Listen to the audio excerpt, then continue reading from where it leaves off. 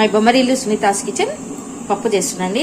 పచ్చి కొబ్బరికాయలు, కందిపప్పు, కొబ్బరి, నిమ్మకాయలు. చింతపండు వేయకూడదండి, ఓన్లీ నిమ్మకాయ రసమే వేయాలి పప్పుకి. కొన్ని చింతకాయలు ఉంటే ఉడకబెడుతున్నానండి గొజ్జుకి. పప్పుకు బాగుంటుంది, కలుపుకుంటే పప్పులో బాగుంటుందండి. ఇది ఉడికినాక మళ్ళీ గొజ్జు తీసి తిరువాత పెడతాను. ఇవన్నీ పీసెస్ చేసి మిక్సీకి వేసుకోవాలండి. రఫ్గా వేసుకోవాలి, మరి మెత్తగా వేసుకోకూడదు. మిరపకాయలు గొజ్జుకు పప్పుకు పెట్టుకున్నానండి. అన్ని చిన్న చిన్న కట్ చేసుకోవాలి, మెత్తగా వేసుకోకూడదండి పప్పుకి. ఇట్లదే కట్ చేసుకొని వేసుకోవాలి. పప్పుకి ఎంత పడితే అన్ని మిరపకాయలు వేసుకోవాలి. పెట్టేస్తున్నానండి, పప్పుకు పెట్టేస్తున్నా.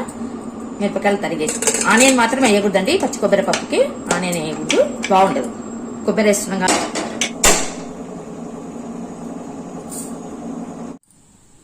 ఇది మిక్సీకి వేసుకొస్తానండి, మిక్సీకి వేసుకొస్తాను. నిమ్మకాయలు కూడా తరిగి పెట్టుకున్నా. ఇవన్నీ 2 నిమ్మకాయలు, 2 గిన్నెలు అండి. నాది చిన్న గిన్నెలు పప్పు వేసినాను, దానికి తగ్గట్టు 2 గిన్నెలు, 2 నిమ్మకాయలు. 2 గిన్నెల పప్పుకు 2 నిమ్మకాయలు, ఒక చిప్ప కొబ్బరి అండి.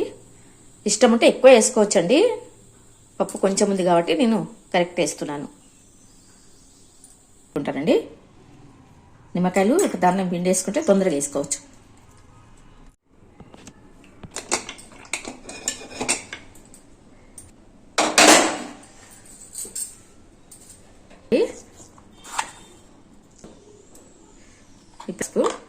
కొంచెం వేసినాం కదండి, ఎందుకు వేస్ట్ చేయాలి. మిక్సీలో వేసేసి వాటర్ వేసేస్తాం.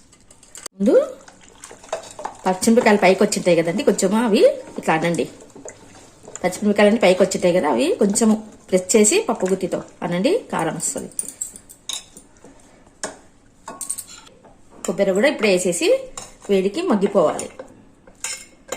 కొబ్బరి బాగుంటుందండి, కొబ్బరి పప్పు చాలా బాగుంటుంది. చింతపండు మాత్రం వేయకూడదండి, నిమ్మకాయ పిండితోనే బాగుంటుంది పప్పు. కొబ్బరి వేసుకున్న తర్వాత మగ్గియాలండి. మళ్ళీ నిమ్మకాయ వేసేస్తున్నాను, నిమ్మరసం 2 నిమ్మకాయలండి. అన్ని చిన్న గిన్నె, ఈ గిన్నెతో 2 వేసినానండి పప్పుకి. అంతా ఇట్లా కలిపేసుకుని పప్పు నిమ్మకాయ వేసుకున్న తర్వాత అంతా కలిపేయండి. కలిపినాక మళ్ళీ మగ్గిస్తానండి పప్పు.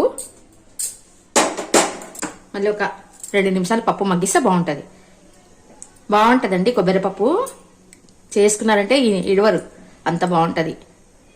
కొబ్బరి కూడా బాగా లేతగా ఉందండి, ఈసారి తీయగా ఉంది పప్పు, ఇంకా బాగుంటుంది పప్పు.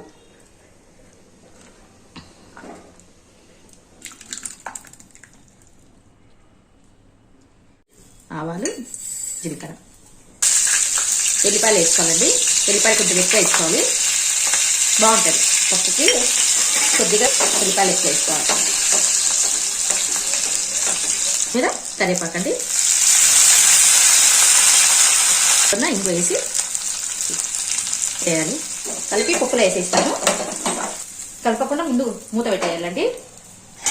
మూత పెట్టేస్తే తర్వాత ఉడకబెట్టుకున్నాను కదండి, అవన్నీ తీసేయాలి. కొంచెం చింతకాయలు పండైనట్టు అయినాయండి, వేస్ట్ చేయకుండా ఇట్లా గొజ్జులాగా చేస్తున్నాను. జీలకర్ర ఆవాలండి చింతకాయల గొజ్జుకి.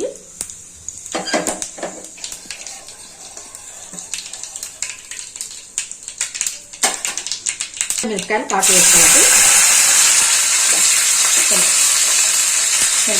చిన్న చిన్న మిరపకాయలు ఉంటాయి కదా, అవి కాటు వేసుకున్నాను. కొంచెం నూనె వేగిన తర్వాత పులుసు వేసుకోవాలండి. జీలకర్ర మెంతం పొడి అండి, కొంచెం జీలకర్ర మెంతం పొడి ఫస్ట్ వేస్తున్నానండి. వేగిన తర్వాత పులుసు వేస్తాను. ఫస్ట్ ఎందుకు వేసినా అంటే చింతకాయ గుజ్జు కొంచెం కలర్ చేంజ్ ఉందండి. ఇప్పుడు పోసేస్తానండి. మిరపకాయలు మళ్ళీ ఒట్టిగా అయిపోతాయి.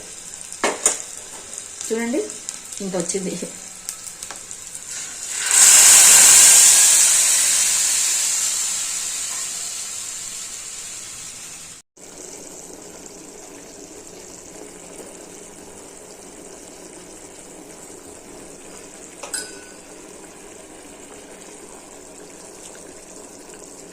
ఇట్లా అన్నంలో వేసుకుంటే బాగుంటుందండి, చారులాగా.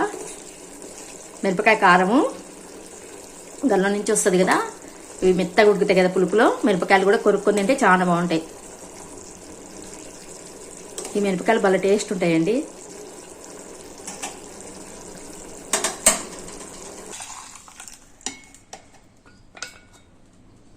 చాలా ఇంత ఉంది, కొద్దిగా చింతకాయలు ఉంటే తీసేసినానండి.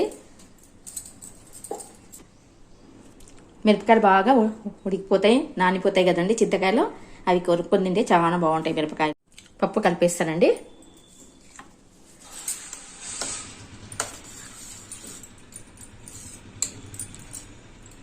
పప్పు అంతా కలిపేస్తా. పప్పు గొజ్జు అండి, చింతకాయ గొజ్జు. తిన్నారంటే భలే ఉంటుందండి, ట్రై చేయండి. ఎంత బాగుంటుంది అంటే అంత బాగుంటుంది. అన్నంలో కానీ చపాతీలో కానీ బాగుంటుందండి.